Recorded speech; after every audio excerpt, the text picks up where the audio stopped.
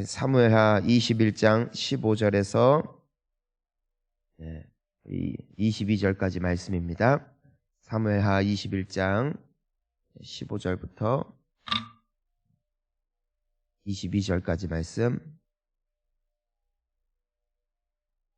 자, 우리 함께 한 목소리로 봉독하겠습니다.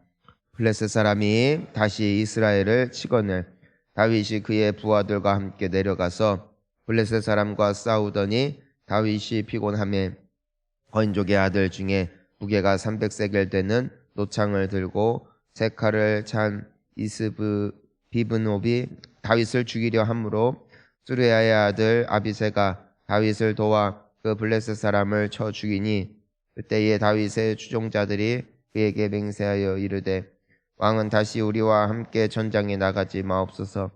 이스라엘의 등불이 꺼지지 말게 하옵소서 하니라. 그 후에 다시 블레셋 사람과 곱에서 전쟁할 때에 후사 사람 시프게는 거인족의 아들 중에 삽을 쳐 죽였고 또다시 블레셋 사람과 곱에서 전쟁할 때에 벨레헴 사람 야레오르김의 아들 엘하나는 가드 골리앗의 아우 라흐미를 죽였는데 그 자의 창자루는 배틀채 같았더라. 또 가드에서 전쟁할 때에 그곳에 키가 큰 자 하나는 손가락과 발가락이 각기 6개씩 모두 24개가 있는데 그도 거인족의 소생이라. 그가 이스라엘 사람을 능욕함으로 다윗의 형 삼마의 아들 요나단이 그를 죽이니라. 이 네 사람 가드의 거인족의 소생이 다윗의 손과 그의 부하들의 손에 다 넘어졌더라. 아멘. 할렐루야. 오늘 말씀을 보면은 이 다윗이 예전 같지 않음을 봅니다. 한때는 용사였고 또 전장을 누비며 수많은 적군들의 목을 베었던 다윗이지만 시간이 지나니까 그도 역시 나이를 먹게 되어지고 힘이 빠지게 되는 것을 우리가 보면서 인생이란 이렇다 다시 한번 생각해 봅니다. 늘 강하지 않습니다. 피곤할 때가 있고 지칠 때가 있고 쓰러질 때가 있는 것이죠. 우리 15절 말씀을 함께 볼까요? 블레셋 사람이 다시 이스라엘을 치거늘 다윗이 그의 부하들과 함께 내려가서 블레셋 사람과 싸우더니 다윗이 피곤하매. 자, 우리가 보니까 블레셋 사람이 다시 이스라엘을 쳤다. 다시 쳤다. 그러니까 블레셋은 이스라엘을 포기하지 않았다. 즉 이 적군들이 하나님의 백성들인 이스라엘 자녀들, 이 백성들을 그렇게 공격을 하고 때로는 이길 때도 있고 질 때도 있고, 근데 이 시간이 지난다고 해서 이들이 포기하지 않는 것이 아니라 계속해서 공격한다. 여러분, 우리가 살아가면서 우리가 끝까지 예수님 품에 안기는 날까지 우리는 전쟁 중에 있습니다. 이 더러운 원수 마귀는 끊임없이 우리를 공격합니다. 그러니까 한 번 넘어갔다고 포기했다가 아니라 또 공격하고 또 치고, 나이가 적건 많건 나에게 신앙의 승리의 경험이 있건 없건 간에 말입니다. 마귀는 포기하지 않는다고요. 언제까지? 넘어질 때까지. 그러니까 우리가 섰다 할 때 조심하라고 하고, 우리가 겸손히 주님을 붙잡아야 되는 이유가 여기에 있어요. 이제는 끝났구나, 이제는 어려운 시기가 지나갔구나 할 때가 넘어질 때라는 것이에요. 왜요? 얘네들은 절대 우리 안 놔둬요. 사랑하는 성도님 여러분, 우리가 끝까지 예수님 붙잡기를 축복합니다. 끝까지 예수님 붙잡고 끝까지 주님 의지해야 돼요. 안 그러면은 밥 됩니다. 그런데 예전에는 이 다윗이 블레셋 사람들이 쳐들어오든 말든 여호와의 이름으로 담대하게 나아가서 싸워서 이겼는데, 오늘 보니까 어떻게 됩니까? 다윗이 피곤했다. 그러니까 이젠 영적으로 힘이 있고 기도도 살아있고 영적으로 날이 서 있을 때는요, 뭐 사람이 지나가면서 별 소리를 다 해도 어떠한 핍박과 환란이 와도 그것을 멋지게 넘어갈 수 있는 때가 있습니다. 근데 매번 그렇진 않아요. 언제는 그냥 사소한 것 때문에 넘어져요. 그것이 우리의 약함입니다. 우리가 성경을 보니까 엘리야도 그 바알과 아세라 선지자들 850명이랑 같이 영적인 싸움을 할 때에도 얼마나 담대합니까? 얼마나 담대해요. 그 850명이나 되는 사람들이 앞에서 제사를 드리면서 자기들이 섬기는 신을 향하여 노래를 부르고 춤을 추면서 이제는 엘리야를 위기로 몰아넣었을 때도 이 엘리야가 영성으로 또 영적으로 하나님 앞에 온전히 서 있으니까 얼마나 담대하고, 그렇죠?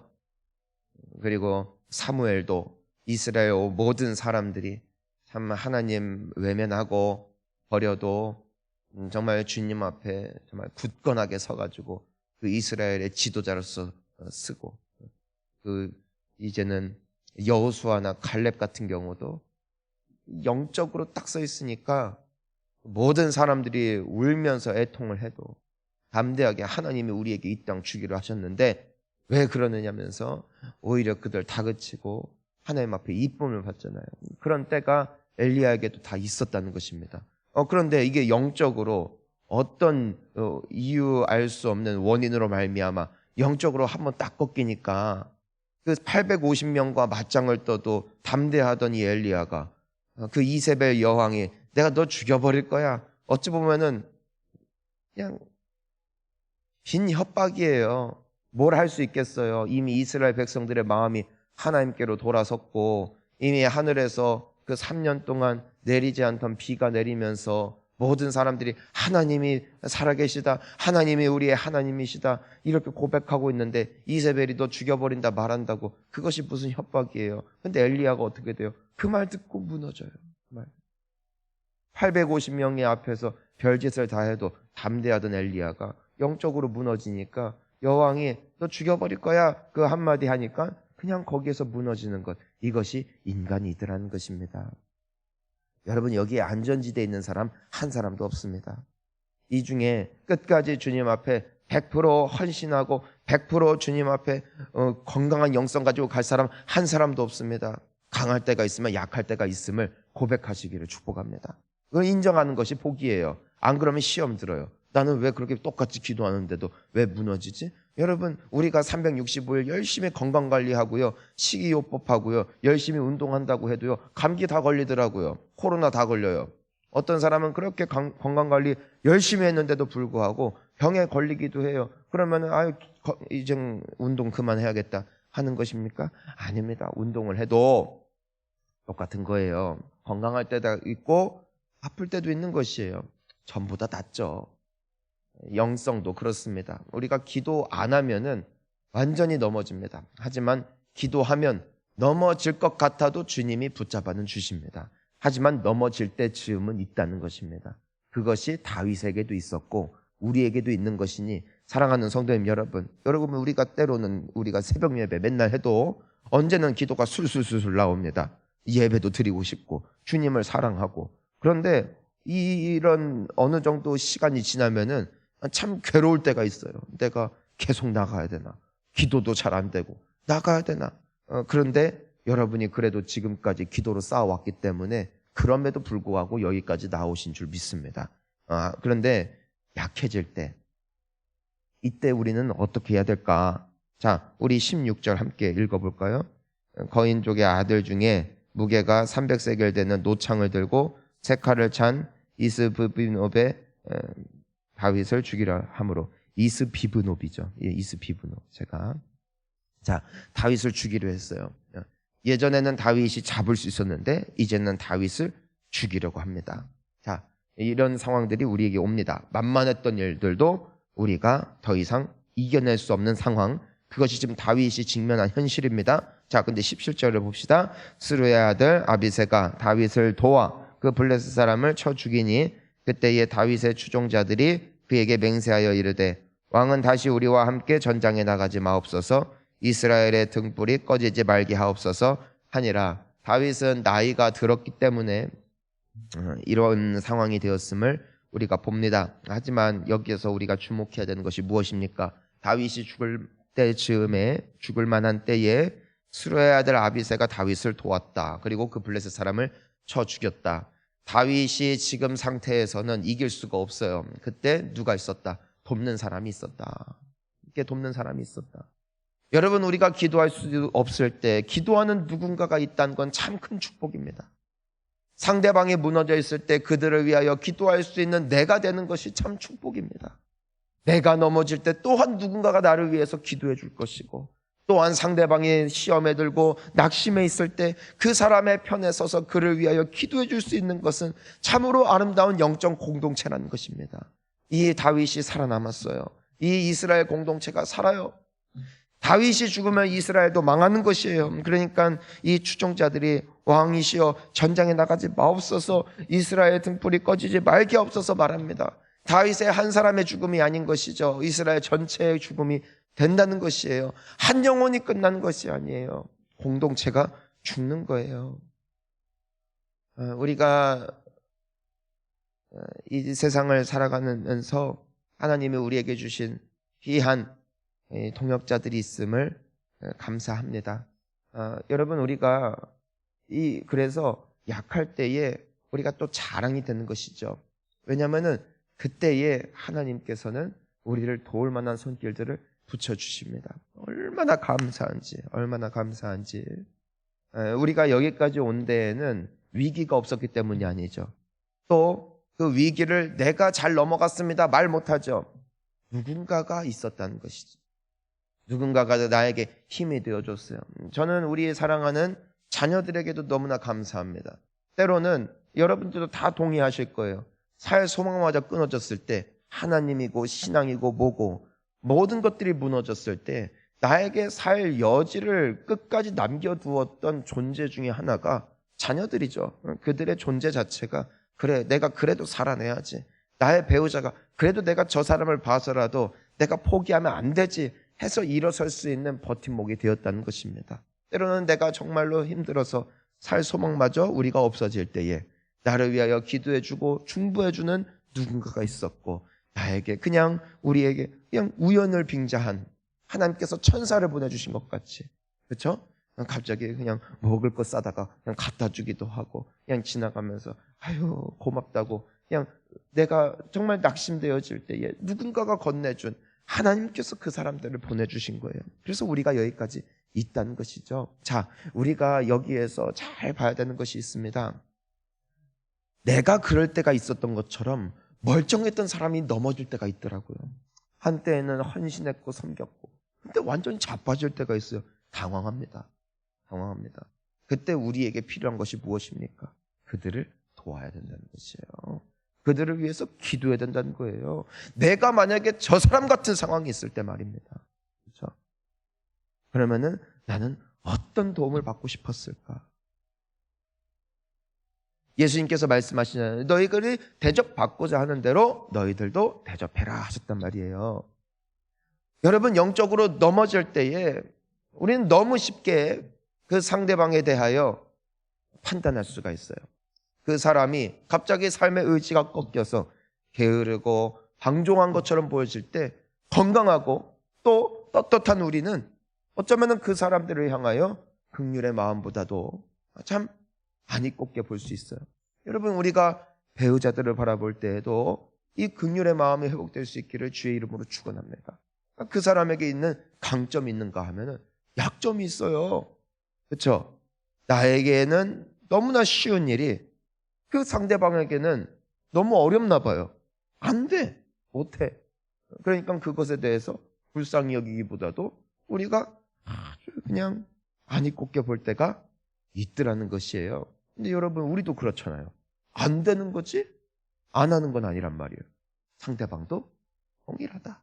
배우자뿐만이 아니라 우리가 살아가고 있는 이 세상 가운데 모든 이들이 동일한 것일진데, 우리에게 필요한 건 뭐예요?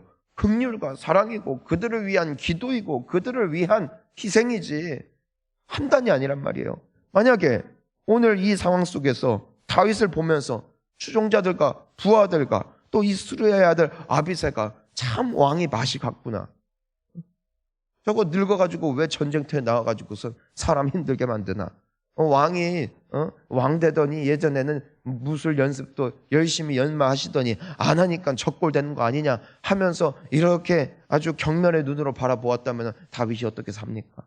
보았다는 것이죠. 우리는 혼자 못 살아요. 더불어 사는 겁니다. 함께 돕고 또 서로를 위해서 중보해주고 기도해주고 잡아주고 끌어주고, 내가 힘이 있을 때는 힘없는 사람 잡아주고, 내가 힘 없을 때는 또 힘 있는 사람들이 끌어주고, 이러면서 천국 가는 겁니다. 안 그러면은 예수님께서 교회를 시작하실 리가 없어요. 개인 신앙 가지면 되죠. 하지만 혼자 살아갈 수 없기에 우리에게 복된 공동체를 주셨음을 믿습니다. 그래서 목장에 속하지 않은 분들은 다 목장으로 들어가시고, 목자분들은 이러한 주님의 사랑으로 그들을 위해서 기도해 주시고, 우리 모든 교회가 한 마음 한 뜻으로 우리 한 사람도 한 영혼도 놓치지 아니하고 함께 천국 갈 수 있기를 주의 이름으로 축복합니다. 그러니까 하나님께서 이 수라의 아들 아비새의 이 귀한 헌신을 귀하게 보셨나 봐요. 우리 18절부터 22절까지 보니까 또 이 블레셋에는 그렇게 인재들이 많은가 봐요. 거인족이 계속해서 출몰을 하죠. 예전 그 골리앗의 때와 같은 것이죠. 하지만 시기적절할 때에 사람들이 나와서 이 거인들에 의하여 지배를 받는 것이 아니라 오히려 그들을 쳐서 죽이는 용기와 담대함을 주시는 하나님의 은혜. 하나님의 은혜가 없었던 과거에는 다윗 한 사람만이 담대하여 골리앗과 싸울 수 있었지만, 자, 다윗이 맺은 이 영적 계보를 보십시오. 영적 축복을 보십시오. 한때에는 다윗 혼자만 나가서 싸워서 골리앗을 잡았다는 것이에요.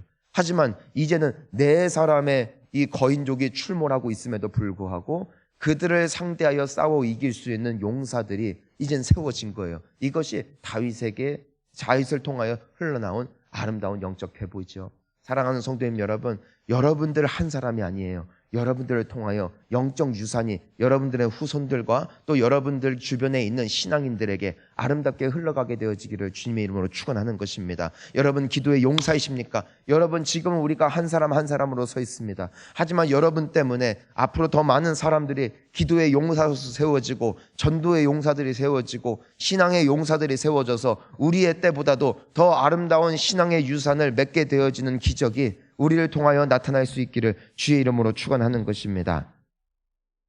하나님이 함께 하시니까 이전보다 더 큰 상황 속에서도 이스라엘 백성들은 넘어갑니다.